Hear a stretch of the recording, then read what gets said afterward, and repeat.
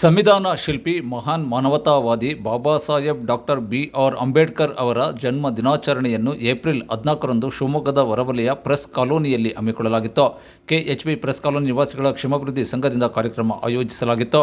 ಬಾಬಾ ಸಾಹೇಬರ ಭಾವಚಿತ್ರಕ್ಕೆ ಪುಷ್ಪ ನಮನ ಸಲ್ಲಿಸಿ ಗೌರವಾರ್ಪಣೆ ಮಾಡಲಾಯಿತು. ನಂತರ ಸಿಹಿ ವಿತರಿಸಲಾಯಿತು. ಮುಖ್ಯ ಅತಿಥಿಗಳಾಗಿ ನಿವೃತ್ತ ಶಿಕ್ಷಕರು, ಪ್ರಶಸ್ತಿ ಪುರಸ್ಕೃತರಾದ ಮಹೇಶ್ ದಾನಪ್ಪ ಎಲಿಗಾರ್, ತಾಲೂಕು ಪಂಚಾಯಿತಿ ಯೋಜನೆ ಮತ್ತು ಅಭಿವೃದ್ಧಿ ಸಮಿತಿ ಉಪಾಧ್ಯಕ್ಷರಾದ ದೂದ್ಯ ನಾಯಕ್ ಅವರು ಭಾಗವಹಿಸಿದ್ದರು. ಸಮಾರಂಭದ ಅಧ್ಯಕ್ಷತೆಯನ್ನು ನಿವಾಸಿಗಳ ಸಂಘದ ಅಧ್ಯಕ್ಷರು ಹಾಗೂ ಹಿರಿಯ ಪತ್ರಕರ್ತರಾದ ಬಿ. ರೇಣುಕೇಶ್ ಅವರು ವಹಿಸಿದ್ದರು. ಸಮಾರಂಭದಲ್ಲಿ ಸ್ಥಳೀಯರಾದ ನಾಗರತ್ನ, ರಾಜು, ಶೇಖರ್, ಮಂಜು, ವಿದ್ಯಾರ್ಥಿಗಳಾದ ಉದಯ್ ಕುಮಾರ್, ಷಣ್ಮುಖ ಸೇರಿದಂತೆ ಮೊದಲಾದವರು ಉಪಸ್ಥಿತರಿದ್ದರು.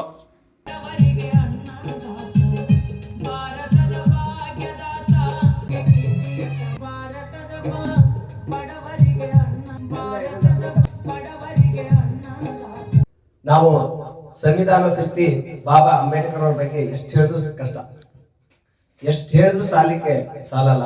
ಇಡೀ ದಿವಸ ಅಲ್ಲ ಅವರು ಬರೆದಿರುವಂತಹ ಗ್ರಂಥ ಇವತ್ತು ನಾವು ಈ ಮಟ್ಟಕ್ಕೆ ಬರ್ಲಿಕ್ಕೆ ಕಾರಣ ಏನಂದ್ರೆ ಅವ್ರು ಕಷ್ಟಪಟ್ಟು ತಮ್ಮ ಜೀವನದಲ್ಲಿ ಏನನ್ನು ಅನುಭವಿಸಿದ್ರು, ಮುಂದೆ ನಮ್ಮ ಮುಂದಿನ ಪೀಳಿಗೆ ಈ ರೀತಿ ಅನುಭವಿಸಬಾರದು ಅನ್ನೋ ಉದ್ದೇಶಕ್ಕೋಸ್ಕರ ಅವ್ರು ಎಷ್ಟು ಡಿಗ್ರಿಯನ್ನು ಪಡೆದ್ರು, 32 ಡಿಗ್ರಿಯನ್ನು ಪಡೆದ್ರು. ಅವರು ಮನುಷ್ಯಾತಿ ಆಗ್ಬೇಕಾದ್ರೆ ಅವರು ನಮ್ಮ ನೀಡಿರುವಂತಹ ಸಂವಿಧಾನ ಏನಿದಾವೋ ಅವನ್ನೆಲ್ಲವನ್ನು ನಮ್ಮ ದಿನನಿತ್ಯ ಜೀವನದಲ್ಲಿ ನಾವು ಇರ್ತಕ್ಕಂಥ ಕೊಡುಗೆ ಸಾಮಾನ್ಯವಾದದ್ದಲ್ಲ.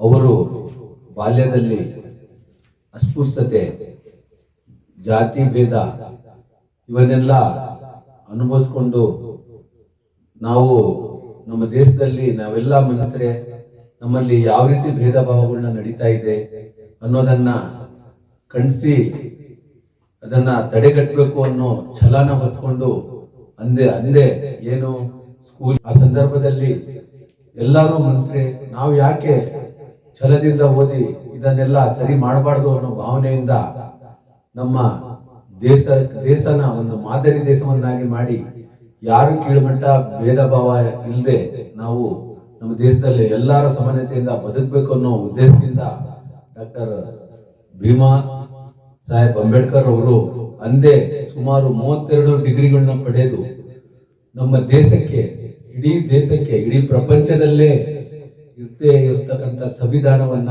ರಚನೆ ಮಾಡಿ ಡಾಕ್ಟರ್ ಬಿ.ಆರ್. ಅಂಬೇಡ್ಕರ್ ಅವರು ಈ ದೇಶ ಕಂಡ ಅಪ್ರತಿಮ ಧೀಮಂತ ನಾಯಕರಾಗಿದ್ದಾರೆ.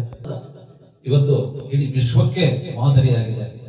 ಭಾರತದಲ್ಲಿರುವಂತಹ ಸಂವಿಧಾನ ವಿಶ್ವದ ಯಾವ ದೇಶಗಳಲ್ಲಿಯೂ ಇಲ್ಲ ಅನ್ನೋದು ನಮ್ಮ ಹೆಗ್ಗಳಿಕೆ. ಸಂವಿಧಾನದ ಆಶಯಗಳಿಗೆ, ಆದರ್ಶಗಳಿಗೆ ಅನುಗುಣವಾಗಿ ನಾವೆಲ್ಲ ಭಾರತೀಯರು ಮುನ್ನಡೆಯಬೇಕು. ಇವರ ಬಾಬಾ ಸಾಹೇಬ್ ಬಿ.ಆರ್. ಅಂಬೇಡ್ಕರ್ ಅವರ ಹೋರಾಟ, ಅವರ ಹಾಕಿಕೊಟ್ಟ ಆದರ್ಶಗಳು ನಾವು ಜೀವನದಲ್ಲಿ ಅಳವಡಿಸಿಕೊಂಡು ಮುನ್ನಡೆಯಬೇಕು.